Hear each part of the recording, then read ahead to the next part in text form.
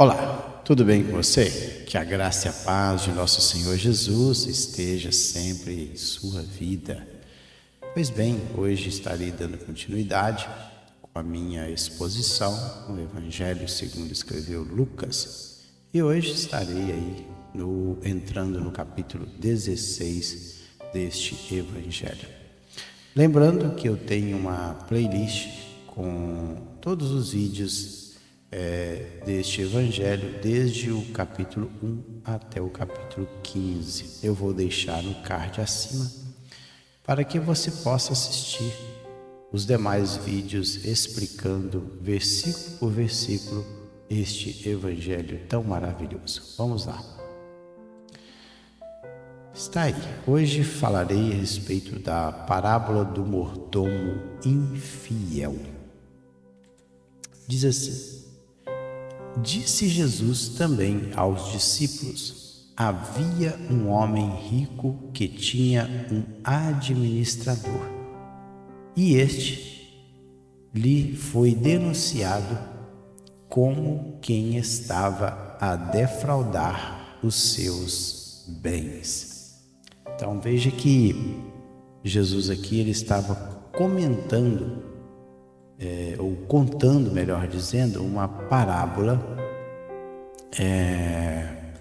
para os seus discípulos. E esta parábola fala que tinha um homem rico e que esse homem rico tinha um administrador. Então nós temos que atentar bem aí para os detalhes da parábola. Então havia um homem rico que tinha um administrador. O administrador aqui, a palavra grega é oikonomos. Oikonomos vem de duas palavras gregas que é oikos e nomos, ou seja, o administrador do lar, o gerente, ou seja, o superintendente das finanças. Então esse rapaz aqui, essa pessoa aqui, ele era o gerente financeiro deste homem rico. E ele foi denunciado, alguém denunciou ele. A palavra verbo diabalo é acusar. Ele foi acusado de estar defraudando. E a palavra aí defraudar diascorpizo. Diascorpizo é espalhar, dispersar, não administrar bem a riqueza do seu senhor. E então, mandando-o chamar, lhe disse: que é isso que ouço a teu respeito? Então veja bem que o homem rico, ele não detectou, ele pessoalmente, a má administração do seu gerente financeiro. Alguém falou para ele, foi denunciado, como eu disse, alguém denunciou. Olha, que é isso que ouço a teu respeito? Então ele ouviu alguém falar: presta contas da tua administração, porque já não podes mais continuar nela. Então ele logo falou assim: olha, presta conta do seu caixa, da sua administração. A palavra administração, que é economia, é um substantivo feminino. Lembrando que administrador é o verbo, ou melhor, administrador aqui é o economos, é o ofício, é o gerente financeiro, é um substantivo masculino. E aqui administração é um substantivo feminino que fala não do administrador, mas da administração. Então o primeiro fala do administrador, e aqui fala da administração, fala do cargo específico. A primeira palavra fala da pessoa e essa aqui fala da administração. Então, olha, presta contas da sua gerência, porque já não podes mais continuar nesse cargo. E ele continua. Disse o administrador consigo mesmo. Aí, novamente, administrador, oikônomo, substantivo masculino. Então, ele está falando da pessoa. O substantivo falando da pessoa do administrador. Que farei? Pois o meu senhor me tira a administração? Ou seja, o que eu vou fazer agora? Trabalhar na terra não posso. Também de mendigar tenho vergonha. Então, já que ele estava sendo dispensado, ele estava sendo demitido do cargo de administrador, então ele pensou, o que eu faço agora? Trabalhar a terra, a palavra grega aqui, escapto. Escapto é cavar. Cavar a terra. Olha, cavar a terra, vamos dizer, cuidar da terra, no sentido de cavar, de trabalhar na agricultura, eu não posso. O não posso aqui, eu não sou forte, esruo no grego eu não tenho força suficiente, eu sou fraco fisicamente para trabalhar, para cavar a terra. Também de mendigar aí é paitel, é pedir esmolas, eu tenho vergonha. Aí no verso 4, ele pensando, eu sei o que farei, para quando for demitido da administração, me recebam em suas casas. Olha só, eu sei o que farei quando for demitido. Demitido aí é metisteme. Metisteme é um verbo, e esse verbo é ser removido do lugar, tirado do lugar da administração, que é a economia, e receba em suas casas, oikos, casa aqui em grego é oikos, casa de habitação. Tendo chamado cada um dos devedores do seu senhor, disse ao primeiro, quanto deves ao meu patrão? Olha só, o que ele teve a ideia? Porque o patrão, o senhor rico para o qual ele trabalhava, tinha emprestado dinheiro para várias pessoas, então ele era um grande credor e tinha vários devedores. Então ele fala, olha, já sei o que eu vou fazer. Tendo chamado cada um dos devedores do seu senhor, disse ao primeiro, quanto deves ao meu patrão? Respondeu ele, 100 cados de azeite. Cados aí é um bato, a medida judaica para líquidos que suportava cerca de 40 litros de azeite. Então, veja que é muita coisa,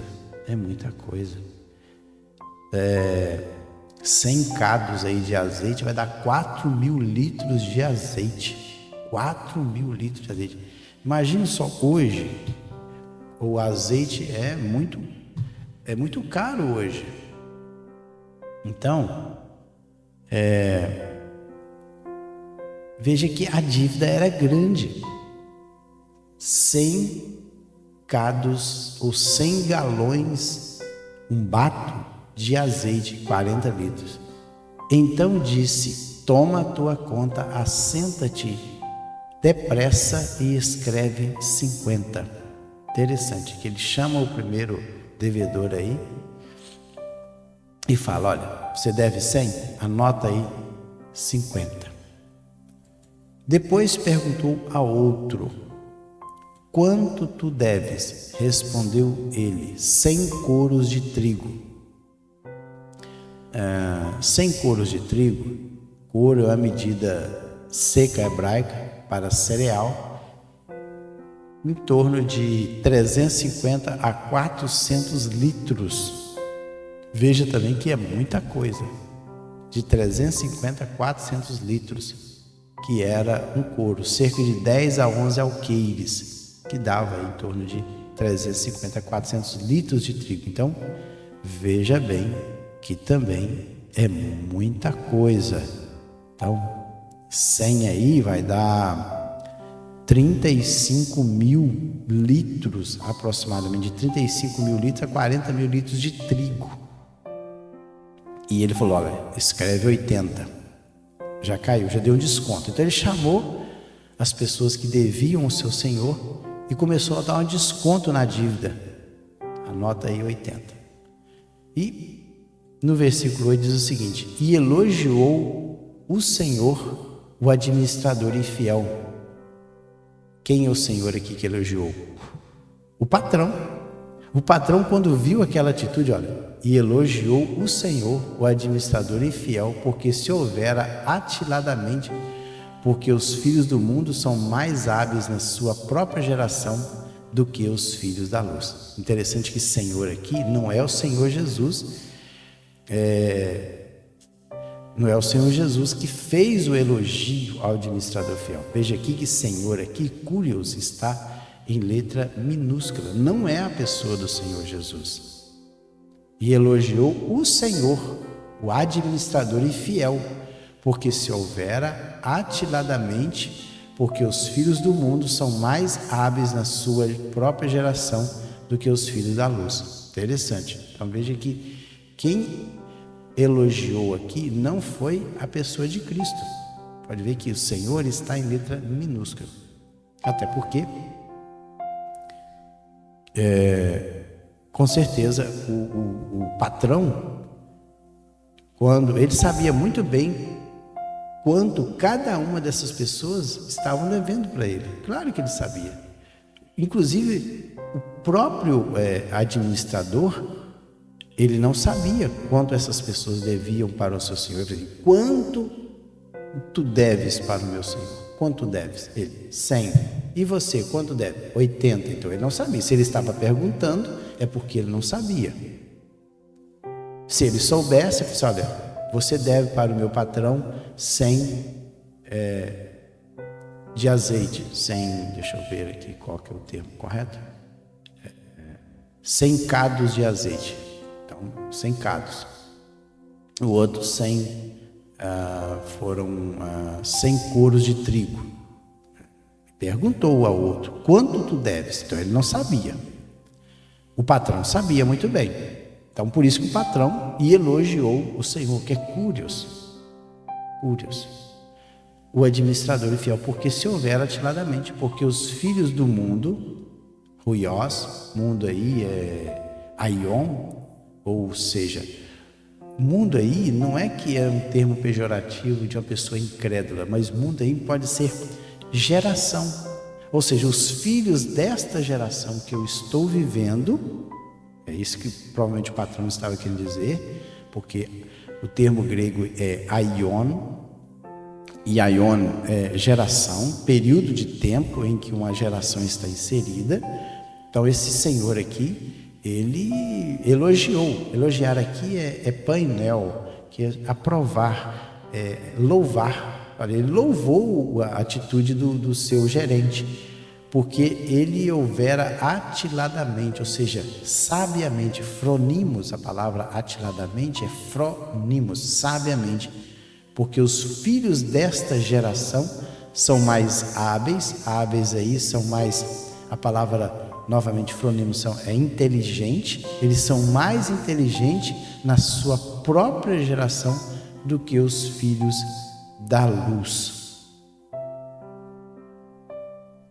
Interessante que os filhos da luz aqui, Ruiós, podem também ser filhos de Abraão, provavelmente, filho da luz. Vamos lá. E eu vos recomendo das riquezas de origem iníqua, e agora pode ver que aqui a coisa parece que muda. E eu vos recomendo das riquezas de origem iníqua, fazei amigos, para que quando aquelas vos faltarem, esses amigos vos recebam nos tabernáculos eternos.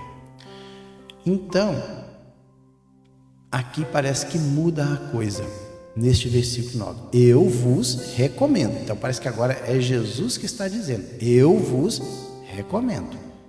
Jesus está recomendando para quem? Para os seus discípulos. Eu vos recomendo. Das riquezas de origem iníqua. Por que são riquezas de origem iníqua? Porque as riquezas pertencem a esse mundo. Esse mundo é perverso. A riqueza é tida como mamon. Está aqui, ó. Das riquezas. Riqueza aqui, a palavra grega é mamonas. Mamon. E mamon é a personificação de um Deus. E essa palavra é de origem aramaica. A riqueza é como classificado como um Deus. Então, das riquezas desse Deus mamon, dessa riqueza de origem iníqua que procede desse mundo, fazer amigos. Amigos aqui é philos, ou seja, cativar, associar amigavelmente com alguém, para que quando aquelas vos faltarem, aquelas o quê? As riquezas. Então, através da riqueza, que é algo deste mundo, algo aqui pertencente a essa dimensão. Então, quando você tiver dinheiro, use esta riqueza que é de origem iníqua, que é de origem deste mundo, esse mundo aqui passa e as suas concupiscências, ou desse mundo aqui perverso. Então, quando essa riqueza terminar, então faça o bom uso do dinheiro. Não permita que o dinheiro more no seu coração, mas faça com que o dinheiro proporcione para você algo benéfico no futuro. Então, eu falei assim, olha, então, das riquezas de origem, fazer amigos, para que quando aquelas os faltarem, aquelas o quê? Quando você não tiver mais dinheiro, esses amigos que você cativou, que você conquistou, ajudando elas, receba nos tabernáculos eternos. Eterno aí, aionios, para sempre. A verdade é que eterno dá a ideia de algo que não termina, mas que também significa para sempre. Então, pode dizer, olha, e tabernáculos aqui, a palavra grega é skene. Skene pode ser o templo, porque essa palavra ela tem mais significado, templo móvel de Deus a partir de Jerusalém, ou uma tenda, uma morada. Ou seja, para que quando vos falte o dinheiro, esses amigos que você cativou com um dinheiro, com a riqueza de origem, possa receber você nas suas tendas para sempre. Poderia ser traduzido dessa forma também, para sempre. Então não é que ele está falando de algo remontando para a eternidade, mas é que está falando que você, quando tiver dinheiro, faça o seguinte: esse dinheiro aqui que pertence a este mundo, inclusive tem um homem de Deus que chamava-se John Wesley, no século XIX. Ele faz um comentário desse versículo. Ele diz o seguinte: se portanto não foste fiéis ao mamon injusto, quem comprometerá a sua confiança nas verdadeiras riquezas? Ele faz uma pergunta baseado neste versículo. E aí é o comentário de John Wesley. Ou seja, ele coloca o dinheiro como mamon, como um Deus injusto, que é cruel. Então, olha, se vocês, se portanto não fossem fiéis ao mamon injusto, quem comprometerá a sua confiança nas verdadeiras riquezas? Então, é o comentário de John Wesley.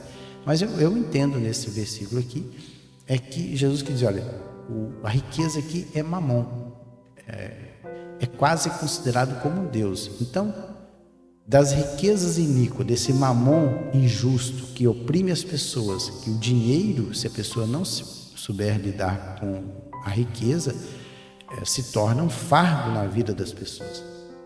Olha, se vocês, quando forem ricos, tiver dinheiro, saber cativar amigos, quando esses vos faltarem, os amigos vão receber nas suas tendas para sempre, vão cuidar de você até o fim da sua vida. E ele continua, Jesus: quem é fiel no pouco também é fiel no muito, e quem é injusto no pouco também é injusto no muito. Então, é uma lógica. Quem é fiel, aí é fiel, é pistos, verdadeiro. No pouco, ou seja, no mínimo, também é fiel no muito, polos. E quem é injusto, ou adicos, que é malvado, que viola, que transgride, no pouco também. No pouco, no muito também ele será injusto.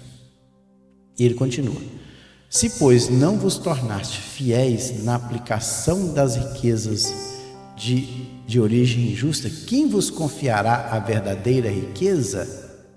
Então, veja aqui que agora Jesus está aplicando. Então, se você não é fiel na aplicação das riquezas injustas, mamonas de novo aqui, que vem a palavra mamon, que é de origem aramaica, Jesus usando. Então, se você não for fiel na aplicação dos recursos que Deus colocou na sua mão, que é de origem deste mundo, que de origem de mamon, quem vos confiará a verdadeira riqueza?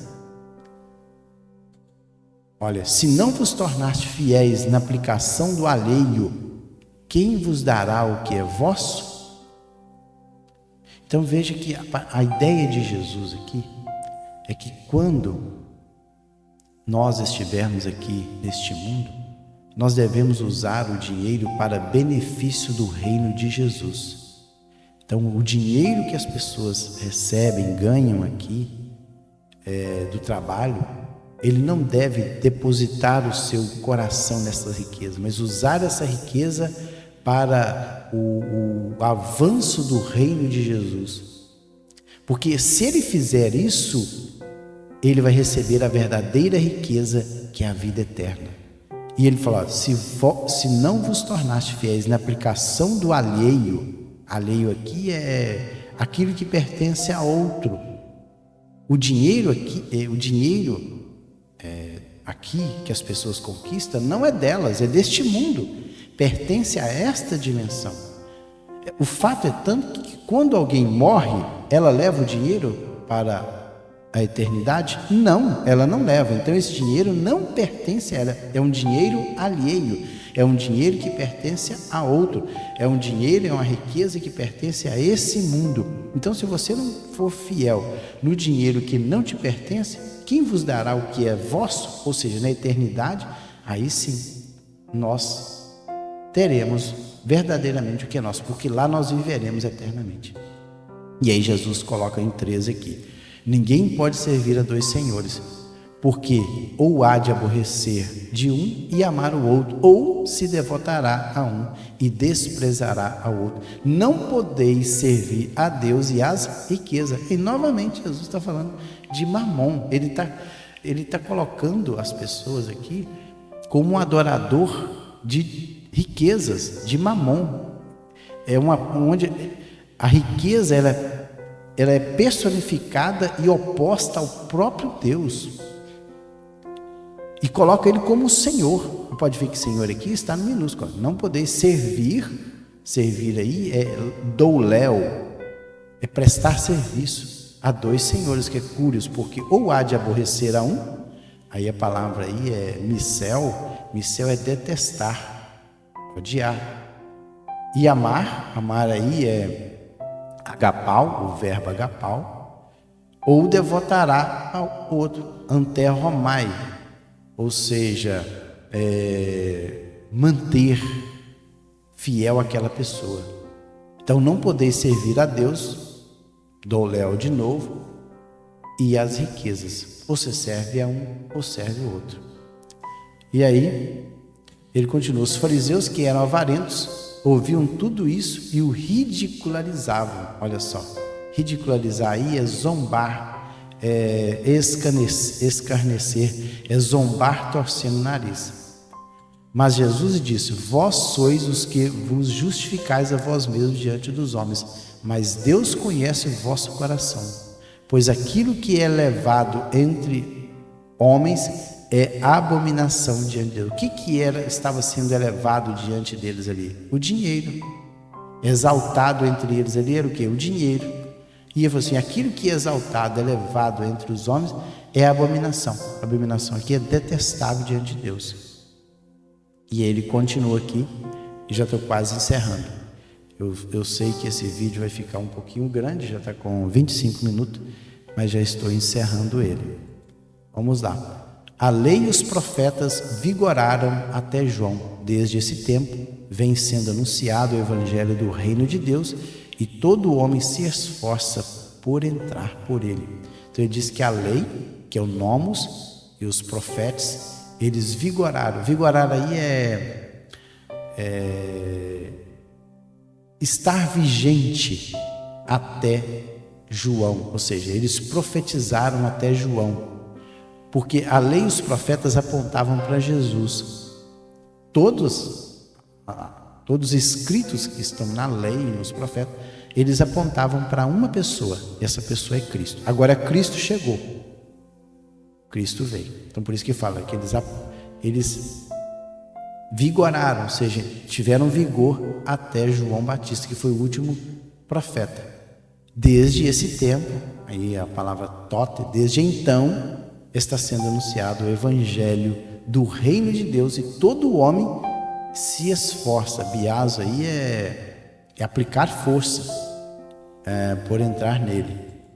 E para encerrar, porque o versículo 18, eu vou fazer um vídeo somente para falar a respeito do versículo 18, que vai falar sobre o divórcio, o adultério e o segundo casamento. Isso aqui requer que se tenha um comentário mais detalhado a respeito desta passagem aqui de Lucas 16, 18, porque temos outros textos paralelos no Novo Testamento, como lá em Marcos 5,32, Mateus 19, 9, Marcos 10, 11 e 1 Coríntios capítulo 7, versículo 10. Então vamos encerrar no 17. E é mais fácil passar o céu e a terra do que cair um tio sequer da lei. Então, a palavra grega tio aqui é keraia. Keraia aqui é um pequeno tracinho, o pequeno chifre. Isso é usado pelos gramáticos para referir aos acentos e pontos diacríticos do alfabeto hebraico. Por isso que falaram, não vai cair nenhum tracinho da escrita hebraica, vamos dizer assim, os pontos diacríticos da língua hebraica. Não vai cair nenhum sequer da lei, porque esses sinais diacríticos ali da língua hebraica era justamente para diferenciar uma letra da outra. Então, tem algumas letras no alfabeto hebraico que elas são parecidas, e esses traços, esses pontos diacríticos, eles servem para distinguir uma letra da outra. Ele falou assim, olha, nem desse tracinho ele vai cair por terra, tudo vai se cumprir. Então, vou ficando por aqui. Deixa eu voltar aqui.